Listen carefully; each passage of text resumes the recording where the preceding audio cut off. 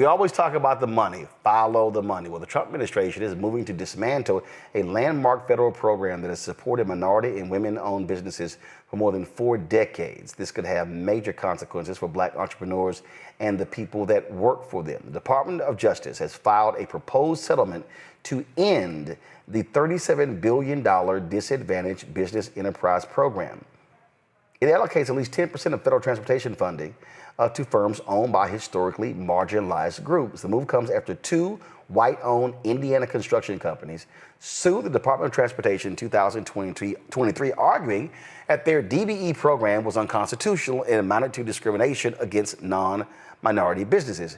Now, mind you, 90% of the $700 billion in federal contract goes to white people. And of the minority and women business enterprises, white women get 78% of that.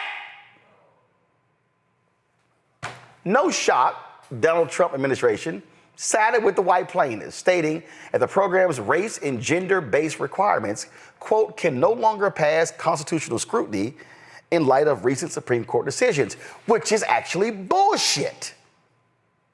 If a federal judge approves the settlement, the DBE program would be permanently dismantled, putting at risk the livelihoods of 49,000 minority and women-owned businesses that rely on these contracts to grow and compete in the $759 billion transportation sector. Matt, this is why this is bullshit. They are trying to take the Supreme Court decision regarding race and admissions applied to everything. That's bullshit, Matt. The Supreme Court is on record as laying out the parameters of affirmative action in contracting in previous decisions. So this college admissions ruling should have no bearing on the other programs, which the Supreme Court has already established precedent. Now, they can always overturn that precedent, but to say that the college admissions Supreme Court decision now impacts every other is a lie. Which is exactly why they're framing it this way, to try to extend or modify the law. There's a rule in the federal rules of civil procedure that says you can try to modify existing law in certain circumstances, and that's what they're trying to do. They're trying to engraft that upon any issue where there is a racial component to it, or they think there's an affirmative action component to it, and they're trying to take that logic and attack every single thing, a la Edward Bloom, which we know he's doing and others behind that movement are doing. And I have really 3 thoughts on this. The first is, I had a conversation this week. I didn't realize that she had said this, but Nicole Hannah-Jones apparently said something I think very profound that's appropriate here. She said, what you're seeing the language of civil rights obviously being co-opted by white plaintiffs trying to turn things on their head. And that's exactly right, because if you look at this complaint, in this complaint, they cited that, quote, disfavored groups are being disadvantaged by, quote, preferred racial groups. It's crazy that they would frame it that way because they're calling the white people here disfavored. But just like you said, the imbalance is so egregious. I mean, 90% of that $7 billion is going towards white firms, then it stands to reason that is de facto the favored group. So to use that language is to turn it on its head and to try to extend that law. But the other thing about it that's bogus is that the Trump administration is apparently on record in this court filing saying that this was patently unconstitutional. Now, Roland, every day of the week, they file some asinine lawsuit that is patently unconstitutional, or really, he files an executive order that on its face is unconstitutional. We're seeing the courts continue to say they're doing things unconstitutional, and they're talking out the other side of their head this time when they say that this is unconstitutional, and that's why they're ending the program. So there's not only cognitive dissonance, but there is flat out dishonesty because they choose to do things that are unconstitutional when it's ideologically consistent with what they want to do. And otherwise, they're trying to beat the drum the other way. And you cannot have that. Michael, you remember this bullshit right here? The Platinum Plan. Opportunity. By achieving historic employment levels for Black Americans, as well as increasing access to capital for new businesses, Trump has been committed to ensuring all Black Americans can achieve the American dream. Remember, he claimed 3 million new jobs, creating 500,000 new black-owned businesses, increase access to capital in black communities by almost 500 billion, blah, blah, blah, blah, blah. All the black economic empowerment and access to capital. Oh, I'm gonna do all of these things, and this and the other. And oh, look at this here. Oh my goodness, fueling access to capital for black-owned businesses. Oh, look at this here. He said, make the Minority Business Development Agency permanent. Appoint its leader to the Assistant Secretary of Commerce level. Create a sub-office of African American Affairs and engage with private sector advisors to ensure real-world plans and solutions. Oh, look at this here. Increase the number of black-owned contracting businesses, financial services entities, and private equity investment funds through regulatory reform and up to $40 billion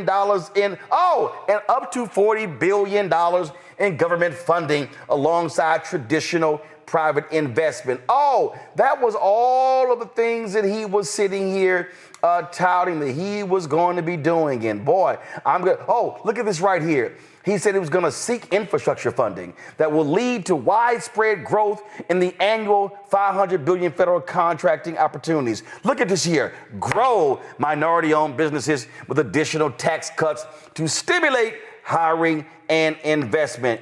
We said it then. And then all these Negroes, Ice Cube, he met with the Trump people and y'all diss Cube. What did I say to Ice Cube? They full of shit, Cube. Don't buy the bullshit, Cube. They lying. We said that. We called it out. And all these little Negroes, and I'm going to talk about some of them, the help. I call them the help. And that's right. I'm talking about you, Michaela Montgomery. I'm talking about you, Sharice Lane. I'm talking about you, Pastor Darrell Scott. I'm talking about David Harris. I'm talking about King Randall. I'm talking about Joseph Pinion. I'm talking about Terrence Williams. All you Simple Simon Negroes who were at the White House Black History Month reception, y'all just skinning and grinning. Y'all just happy to be in the house, thinking y'all doing boots on the ground when they were sitting here tap dancing on your goddamn heads. Roland, I call that the fool's gold plan. We talked about this on your show, October 2020. That's when I made my first appearance. I've been on your show for 5 years. I call that the fool's gold plan. Donald Trump basically didn't do any of that stuff in his first term in office. Keep in mind, he had 4 years to do all that. He basically did none of that. And he just signed an executive order at the end of March 2025 to kill the Minority Business Development Agency that he promised in the bullshit platinum plan that he was going to make permanent. Okay. And when you look at the conversation that we just had with Naomi, you look at that Supreme Court ruling, 2023 Supreme Court ruling that struck down affirmative action in college admissions. They're using this as one of the tools to gut all these programs that were partially beneficial for African Americans. Whether we talk about the $37 billion program, the Disadvantaged Business Enterprise program, okay, and then you saw on the Platinum Plan, he talked about an infrastructure bill. Every other week was infrastructure week in the first Trump administration. He could not get an infrastructure bill passed. But you know who got one pushed through? Biden Harris, $1.2 trillion infrastructure bill. And this $37 billion is distributed. It's distributed in that $1.2 trillion infrastructure bill. So when you go through, and I encourage all the people that you just named, Google, how have the policies of the Biden-Harris administration helped the Black community? One of the documents that comes up is about a 36-page document that takes you through all these. The fastest growth of Black-owned businesses in the last 30 years happened under the Biden-Harris administration. When you look at the also $10 billion in government contracts, okay, in 2023, $10 billion in government contracts went to African-American owned businesses. Now, even though that was only about 1.7% of all government contracts, that's a record amount. We didn't get that under the Trump administration. But see, again, their whole deal here, Melinda, is to shut it all down. And I ain't sitting here saying where the fans at. I'm saying where the FBA at, where the B1 at, where all y'all Negroes. Come on, here's what I want to know. Philip Scott, Jason Black, Come on. You Vicky can't Dillon. on them to help. Vicky Dillon. Come on. What's the other boy with the little documentaries? I forgot his little name. All them Negroes. Your vote ain't gonna do nothing. It ain't gonna do nothing. It ain't gonna achieve nothing. Really? And these are hold up. Where you punk ass at, Boyce Watkins? All y'all ran y'all miles. Y'all was shitting on Kamala, shitting on Biden. Y'all was sitting there, all of y'all nonsense. And we told y'all, voting has an impact. And then y'all run it. So I love the same Negroes. Yeah, I'm specifically, because see, normally I don't even say nothing about his sorry, trifling ass. But I'm going to go ahead and say it. All this bullshit, Boyce Watkins, after Trump inauguration, we need to focus on black-owned businesses, building black-owned businesses, supporting black-owned businesses. Well, please tell me this. If your ass can't get access to federal contracts and your ass can't get state contracts, then they're going to target county contracts, then they're going to target city contracts and school district contracts. What your ass going to get? Oh, I'm sorry, because when they also shut down DEI, now you can't get corporate. So I just want to know, all of y'all support black-owned businesses, Negroes who shitted on Harris and saying, damn her and you. Well, I ain't say vote for Trump, but that's what you were saying indirectly. I just want to know, if to shut down this program, forget the contracts. So again, we're seeing loss of contracts in corporate, loss of contracts in federal. Republicans are controlling the red states where black people are. So what do you think they're going to do next in Texas, Louisiana, Mississippi, Alabama, Florida, Tennessee, South Carolina? Republicans control North Carolina legislature. What do you think is going to happen in Arkansas? What do you think? So that's all I'm trying to understand. But we would call shields. We would call kiss up to the Democratic Party. See, all you so-called wannabe fake-ass radicals, super-duper revolutionaries, here's what I want to know. Every black person can't sell incense. Every black person can't have a T-shirt business. Every black person can't sit here. So I just want to know, what businesses do y'all think black people can actually create? And here's the reality that nobody wants to own up. The United States economy is a $30 trillion economy. Black people do not have enough money to solely fund black people. Right. It's just a fact. If black spending power is 1.6 trillion, and if we know that most Americans are spending half of their income on housing, boom, 1.6 is now cut to 800 billion. So we ain't got the food, we ain't got the clothes, we ain't got to any of that stuff as well. So the point I'm saying is, you cannot grow a black business sector if you're only serving one community. And when you're getting X'd out, and now we're talking engineering firms, architecture firms. Now we're talking about contracts with DOD. Now we're talking about contracts with every federal government agency. Please tell me what's going to happen. But we were shields. We were sitting here, we were on the plantation. We were sitting here kissing up to Kamala.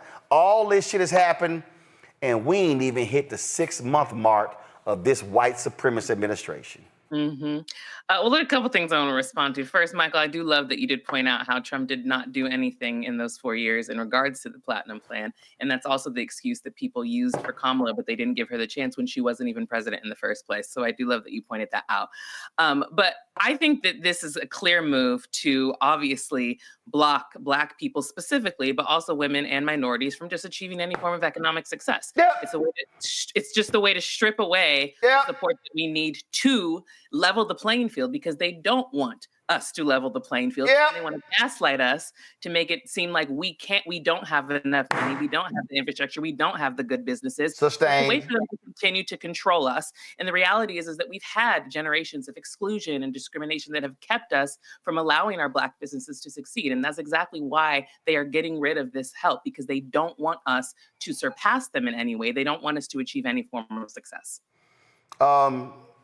Do all y'all on the show, do y'all remember? Let me just go ahead and pull this up because I think a lot of people just seem to forget. So just in case anybody is sitting here saying, you know, I don't know about all that Roland. Just go to my iPad. See, if y'all go right now to YouTube and type in Roland Martin Defund Black America, you are going to see these are the segments that we did.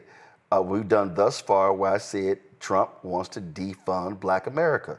Oh, I laid it all out. I'm sorry. What is this right here? Oh, this is called White Fear, how the browning of America is making white folks lose their minds. Everything in this book I've been saying since 2009. The book was published in 2022. You can get it on Audible as well. Oh, I'm sorry. What was I saying in this book? They're going to be attacking every single economic program that Black people have been able to participate in. Oh, and let me be real clear. I'm not saying those programs have been amazing, have been great, have been wonderful. My point is they actually exist. Last point I'll make before I go to break. This is also for you Simple Simon some bitches out there who was sitting here talking all this shit, calling all this out. We all saying, well, see, all that stuff, that ain't got down to the brother and the sister in the hood. That's also a lie. Because you know what? When you own a Black-owned business, you're likely going to be employing Black people. That means somebody not only is a VP or a COO, a salesperson, they also might be an assistant or a receptionist. That means that they now have a job and they are also funding other family members. It also means that, well, where else are you going to go? Oh, those same Black-owned businesses are funding Black institutions. Those same Black-owned businesses are creating economic opportunities and funding HBCUs. They are tithing in churches. They are supporting Black organizations. Oh, I'm not talking just about the Divine Nine. I'm not talking just about Alpha and AKA and Delta and Omega and Kappa and all the Divine Nine. I'm not talking just about Prince Hall Mason. I'm not talking just about the Lynx or Jack and Jill or the top ladies of distinction. See, all y'all punk ass, the black boule. Y'all don't know shit about Black people. Y'all don't know shit about how Black people, how things are funded in the Black community. And the underpinning of the Black middle class and the Black lower class has literally been access to contracts. On top of that, it has been access to jobs in government, federal government, state government, city government, county government, school district government. So what then happens when you begin to whack those particular jobs? What begins to happen when you whack those jobs? Oh, I'm sorry. They start getting laid off. Oh, I'm sorry. What then happens? Their kids now can't go to school. What then happens? They now have to file for unemployment insurance because they don't have a job. And we're seeing that right now. So it's called the downstream effect, the downstream impact of all of these different things. And all y'all Simple Simons. Oh, I remember Umar saying that vote ain't gonna get you nothing. Really? Okay. Gotcha. All y'all, all them people y'all listen to, all running their mouths, feeding the algorithm, feeding on Instagram and TikTok and Twitter and Facebook and YouTube, and y'all sitting there going, see, you a sellout. Say, yeah, you a sellout. You a sellout. And we told y'all asses this was going to happen. We told you exactly what they were going to attack. And here's the worst part. They fucking told you to. They gave your ass a nearly 1,000-page document, and they told you we coming after all your shit. And y'all run the fuck around with your little, talking Black Wall Street. Oh yeah, we need to give back to Black Wall Street. Well, tell me this here. How you gonna build some shit without some contracts? See, y'all, the same Simple Simons. Oh yeah, see, you got $350,000 from the Kamala campaign. And yeah, you got that. It's called advertising. You know who also got advertising? Disney, Comcast, Sinclair. I could go down the damn line. All media companies live on advertising. Oh, I'm sorry. So if I got a media company, I can't get advertising. So I'm supposed to do shit for free, run ads for free? Really? So when Netflix is running ads on a Fox, what? So Fox get to charge them for ads, but I can't charge them for ads? Is that how this works? Oh, I'm sorry. So how did we just buy our new vehicle for $276,000? How do we pay for the insurance for $20,000 a year? Oh, it's coming from advertising contracts. That shit's called business. So can we just go ahead and cut to the chase? The real reason that people are talking all this shit, a bunch of them Simple Simons, because they actually don't have businesses. They've been talking about opening schools now for a decade. See, I'm going there because, see, this is what happens when you listen to people who don't know shit they talking. I saw a video earlier, and a sister did. She just killed me with the video. She said, "Don't y'all notice?" She said, "Very few people go from employee to entrepreneur." She said, "Your ass was never a middle manager. You ain't never seen a P&L statement. You ain't never seen a damn spreadsheet. But now you want to be an entrepreneur because you think a business card says CEO, and now you the boss, and now you running some shit." No, that ain't the case. Oh, I know somebody sitting there saying, "Damn, dog, you on one." Yeah, I'm on one because we told you, dumbasses, what was going to go down. We told you what they were doing. We told you that they were pissed with the advancements of Black America. We told you they did not like 2043 and the estimate saying America's going to be a nation majority people of color. We told y'all that. So that's why they hate the Haitians in Springfield. That's why they can't stand Black and brown immigrants coming into this country, because they like, nah, this our shit. We told y'all what the scene from the movie The Good Shepherd, when Matt Damon said, when Joe Pesci said, we got this and they got this. What y'all got? They said, we got the United States of America. The rest of y'all just visited. But a lot of y'all chose to listen to chaos agents who are grossly ill-informed. And what are they doing?